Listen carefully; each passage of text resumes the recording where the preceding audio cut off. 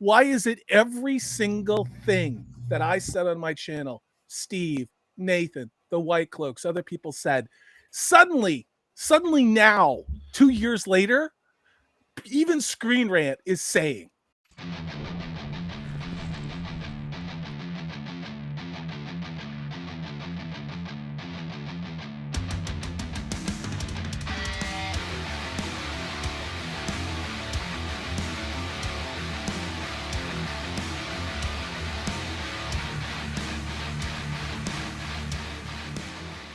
watching a series after reading the books can end up being boring when one knows what's about to happen. However, with the changes being made in the Wheel of Time, it's difficult to say exactly where it will end up. Yeah, that's not wrong. Just because you don't know where it's going to end up because they've totally pillaged the books from any of its original content doesn't make it suspenseful.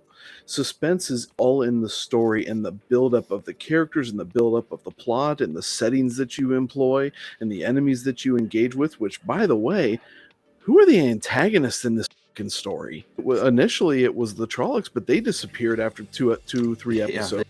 Off. There's nothing in the plot that drives this that actually pushes us to a point where we're like, man, this is kind of intense or suspenseful, and I'm really digging this. Number 4, Wheel of Time's cast interviews promise more character development. The Wheel of Time's cast have done plenty of interviews, and some of them promise greater character development for the respective roles. This is notable after the complaints about underdeveloped characters in season 1. One character whose actor has promised further development is Lan Mandadragon, warder to Moiraine. Moreover, the actor playing Leandrin has promised that Wheel of Time Season 2 will further explore Leandrin's dark side. According to Screenrant, this is an important fix for the Wheel of Time, and based upon just these interviews, it seems like the writers are taking character development seriously. What do you do with something like this? We saw interviews of the young girls, of the young ladies playing the Aiel. I would have expected a similar conversation with girls I was ordering ice cream from Dairy Queen. About the same level of engagement, knowledgeability, and capacity. So, that's exactly it. I mean, you're talking with people that don't know their characters, and the reason they don't know their characters is because you haven't written them in the script. You've written a blank page that has people acting in certain ways, but it actually doesn't develop their characters. And so what becomes more important is the type of individuals that they were before they got the roles, and why it's important for their diversity quotas to be met, and all sorts of bullcrap like that. They've done nothing to talk about who their character is. The race, sexuality, ideology, intersectionality of the identity of the person who is cast to misplay the miswritten characters in this show. And we saw it in Halo. We saw it in Disney Star Wars. We saw it in The Witcher. We've seen it in The Rings of Power. They're still doing the same bullshit with this. It's freaking insane. God, who cares about Leandrin? Even show Leandrin. Talk about just not giving a flying F about a character. So, like, Lan, you want to know what Lan's character development should be right now? He's a warder that's stoic. That should be Lan's character development right now. Like, why are you focus on 3 characters that who cares right now? Lan is also the positive fatherly figure to Rand, which is something that is integral and started in the Eye of the World, but especially in the Great Hunt, as he trains Rand in how to use the sword to prepare him for the coming battles. I've said this before. I'm pretty sure it's going to be Lan training Nynaeve, because that's the show. Nynaeve's going to train herself, man. Number 3, Wheel of Time Season 2 can introduce more of the Forsaken. Considering... Wait a second. Let me read this. Considering Wheel of Time Season 2 is adapting Book 2 and 3 of Robert Jordan's series, they just contradicted themselves. They said it's not an adaptation. Now they're saying they're adapting book 2 and 3. It's very likely more of the Forsaken, the Dark One's trusted servants, will be featured. Between books 2 and book 3, at least 4 of the Forsaken make appearances. Rand fights Ishmael twice. Moiraine duels Balal. Ravine brainwashes the Queen of Andor. Wow, way to give away the entire freaking show. What are you And doing? Lanfear tries to turn Rand to her side. So hold on a sec. So if we're going to the Aiel Waste 2, we're definitely still not going to Camelin.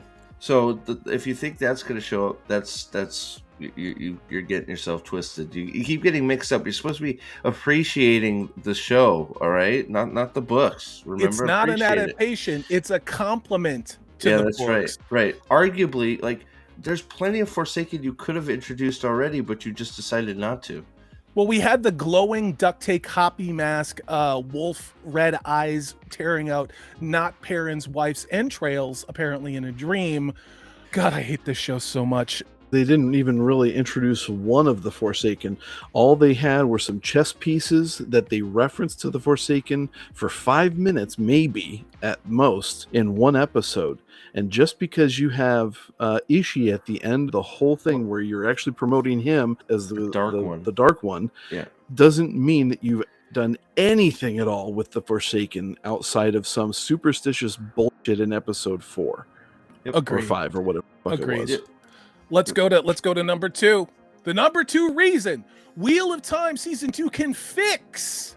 No, it can't. Dragon reveal complaints. No, it can't. No, it can't. How? Let me read this. One of the biggest complaints about Wheel of Time season 1 was that the ultimate reveal that Rand is the Dragon Reborn came as a disappointment. You know why that is? Because Rafe Judkins said in writing this, he didn't want the dragon to be obvious right away, and he wanted all of them, not just Perrin and Matt, because the Dragon Reborn was a boy, to potentially be the Dragon Reborn, hence why we have superpower in Nynaeve and Egwene. Most critics point to his character being underdeveloped through the season and an excess of red herrings distracting from the actual foreshadowing as the main culprits for the underwhelming reveal. Well, who is responsible for that? Wheel of Time season 2 can fix this, Stephen Nathan, by layering Rand and making him into more of an engaging leading role. He is the main hero of the book series. Not hero. So Wheel of Time season 2 needs to make him more gripping and ensure the audience cares about him. Well, he mentions red herring. Never mind, the article is red herring for the benefits of a TV show that doesn't do anything for the original source material whatsoever. The idea that you can sit there and fix the complete disaster that was the revealing of the dragon, much less everything else, is amazing to me. You can't undo the entire season unless you completely whitewash it and reset it to its beginning. But here's the thing. They're going to do the same thing with the Rings of Power season 2. Again, what was the completion rate on that? I think under 37%. It cost a gajillion dollars. The gem in the crown of Amazon, and some people call Bezos folly because of what he paid for it. They're using the same institutional corporate policies and bullshit for the Rings of Power that they're using in Wheel of Time. Because as I said 2 years ago, the Wheel of Time is the proving ground for what they're going to do with the Rings of Power, and that is continuing. This narrative that a show needs an entire season to breathe because it doesn't have to make sense. It doesn't have to be engaging. The characters don't need to look the way they do. That really you need 3 seasons of television before the audience should care about the story or be engaged. That is a failure of storytelling. But not only that, it is a failure of the producers behind that show. Someone needs to be an adult and do the hard work. It's either an adaptation or it's not. Now, even within this article, we are getting mixed messages. I'm shocked. Screenrant. You're not making sense. I'm shocked. But here's the thing. They're saying everything that we said. And what is the bottom line to all of that? Season 1 was not Wheel of Time. Season 1 was not a good show. all on its own. Season 1 did not make any sense to anybody even casually familiar with Robert Jordan's world, but don't worry, they're going to do all of that and more in season 2, and it'll somehow be better. Well, not only just on something you said. Not only are they saying everything we've said, they're saying it's okay. They're not apologizing. They're saying look, all this sucks, but it's okay. Don't you worry. It's a good. It'll eventually be a good thing, right? And Nathan's right. How do you unfuck something that's been you can't, right? So are you talking about the psychiatrist Mashin Shin telling Rand that he's the Dragon Reborn, or Rand having a dream and going to tell Moraine that he's the Dragon? It's like, which of the reveal are you talking about? Number 2, this whole Dragon Reborn thing, it's just a debacle with the, trying to make it a mystery box. No, you completely lost the plot. You don't realize that even though that's how Moraine's journey starts, she spends most of the book trying to find all 3, because not only does she know the Dragon Reborn is one of them, all 3 are important, right? The reader almost knows immediately who is what. You're watching the characters try and figure it out. Is she going to figure it out? Is she going to go down the wrong path? What's going to happen, right? That's part of the entertaining part of the story, is you're sort of backseating as they're trying to figure out what's going on. Right. In the books. In the show, within the first 20 seconds, you get to hear about how it's men's fault that the world is screwed. And from the very start of what Rafe Judkins did, prioritizing Rosamund Pike instead of the books that he was supposed to adapt. Why? And I can speculate on that. It's just my opinion. Rafe Judkins was a nobody with no talent who worked on a lot of dog shows, and we covered on a live stream. And this was his big break. And instead of his break being created by the talent in the show he created, he did it by pleasing Rosamund Pike, who to me is a B-tier actress. I mean, she's capable, but that's where he hung his hat. And it seems to have paid off, because what did he get? He got Uncharted. Well, Uncharted didn't do very well, did it? And let's see, what else did he get? He's also now gotten God of War. Division. It wasn't because of the quality of what he did on the screen. I'm going to again say, this is my opinion, it's because he did what Rosamund Pike wanted. And now we've had to live with the outcome of that. You can't undo it. You've shown yourself to be what kind of a storyteller you are. And when you sit there and try to retcon everything, you totally then break apart everything that you've tried to establish beforehand, which is a total garbage heap. You cannot create something that is good out of that. You have to wholesale reset the whole thing and bring on a whole new set of people. It's just like with Rings of Power. It's called denial. So I'm going to liken this to being in a codependent relationship. The show said it was one thing, and then we watched the actions. We watched the show steal from us, lie to us, cheat on us, and then blame us when we caught it cheating on us and not being what it claimed to be. That is the same thing like being in an unhealthy relationship.